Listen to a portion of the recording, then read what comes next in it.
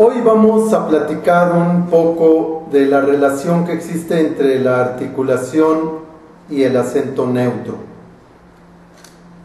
Ya dijimos en otras ocasiones que el acento neutro consiste principalmente en usar acentos de fuerza en cada palabra, en lugar de acentos de tono o de duración o incluso de fuerza en la última palabra de cada frase. El acento local enfatiza la última palabra de cada frase o de cada idea, utilizando diferentes formas de énfasis. ¿Qué es la articulación? La articulación es, explicado someramente, dar la duración necesaria, el tono necesario y la fuerza necesaria a cada una de las letras que conforman las palabras. Las palabras a su vez formarán frases o ideas.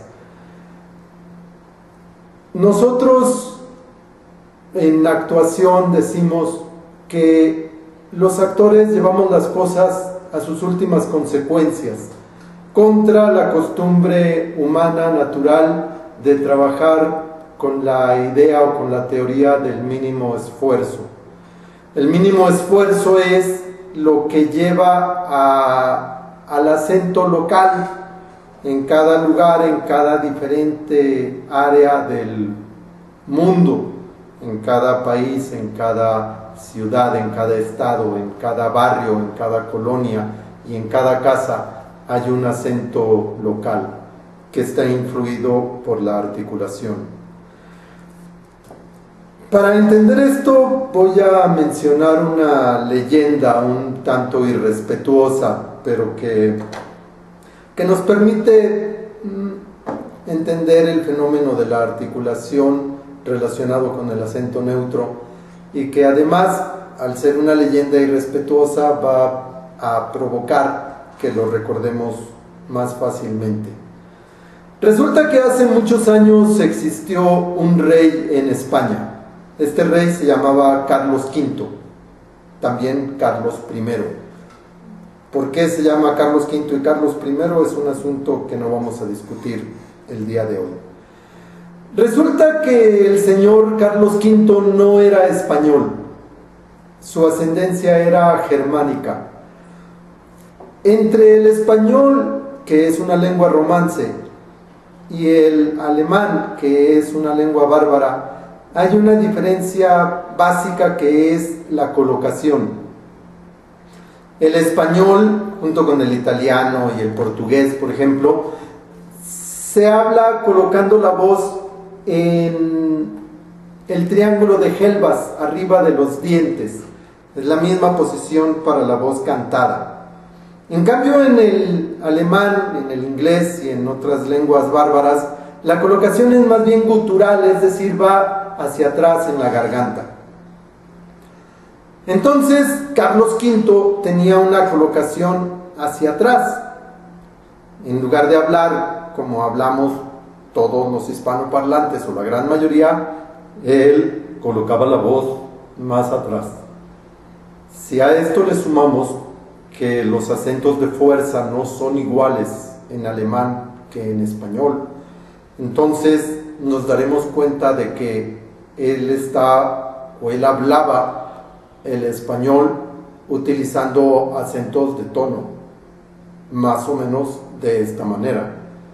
Y si a eso le añadimos que, según la leyenda, Carlos V tenía frenillo, es decir, que no podía mover libremente la lengua, entonces surge el ceseo y tenemos a un alemán gobernando España con un acento claramente germánico que no tiene nada que ver, según la tradición, con la forma de hablar el español.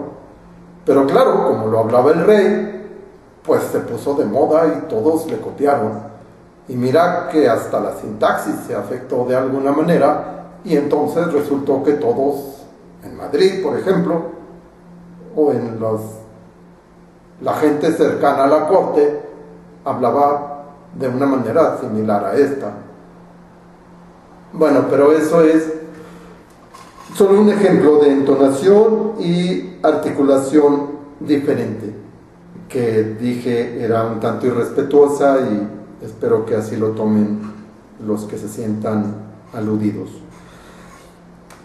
Otro ejemplo es una muchacha que vino a México cuando yo trabajaba con el maestro Fernando Torre Lafam en Televisa.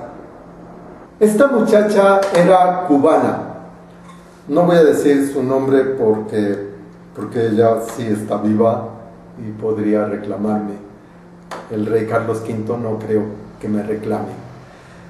Esta muchacha vamos a llamarla Carmen Martínez, ¿de acuerdo? Entonces ella vino y le dijo el profesor, muy bien. Ella venía a un curso especial justamente para aprender a hablar con acento neutro. Y le dijo el profesor, dime tu nombre, por favor. Y ella le dijo, Carmen Martínez. Y el profesor le dijo, ¿cómo me dices que te llamas? Y ella le repitió, Carmen Martínez. Y le dijo el profesor, a ver, mira, voy a decir yo tu nombre y tú lo dices igual que yo. Carmen Martínez. Y le contestó ella, bueno, Carmen Martínez, es lo que tú dices, lo que yo digo. Carmen Martínez, ¿cuál es el problema, pues? Y le dijo el profesor, mira, tú vienes a esta clase para aprender a hablar correctamente, entonces te pido por favor que digas exactamente lo que yo digo. Carmen Martínez. Y entonces la muchacha le dijo, bueno, ¿tú estás loco o qué? Yo digo Carmen Martínez, tú dices Carmen Martínez, entonces, ¿qué se trata esto? ¿Es una broma o qué? Yo te estoy diciendo Carmen Martínez, tú me dices Carmen Martínez. Bueno, el show siguió durante unos minutos hasta que el profesor le dijo, muchas gracias, y después no le volvió a dar clase. Esto ocurrió en un tiempo en el que en Televisa y en Azteca se trabajaba para que los actores, sobre todo los de origen no mexicano, tuvieran un acento neutro. El acento neutro es necesario aprenderlo, seamos mexicanos, dominicanos, puertorriqueños, cubanos o de cualquier país, excepto lo que se hace literalmente en el país. Por ejemplo, en Argentina, si hablan con su acento argentino, pues no hay problema. Si alguien hace teatro en Tlaxcala y tiene acento de Tlaxcala, me refiero a México, tampoco hay ningún problema. Pero si alguien quiere trabajar correctamente para el cine o la televisión o para el teatro, y el personaje no tiene como característica un acento diferente, un acento específico, entonces tiene que usarse el acento neutro. Para terminar, quiero mencionar cuál es el sonido más difícil o complicado de usar. Es el sonido de la U.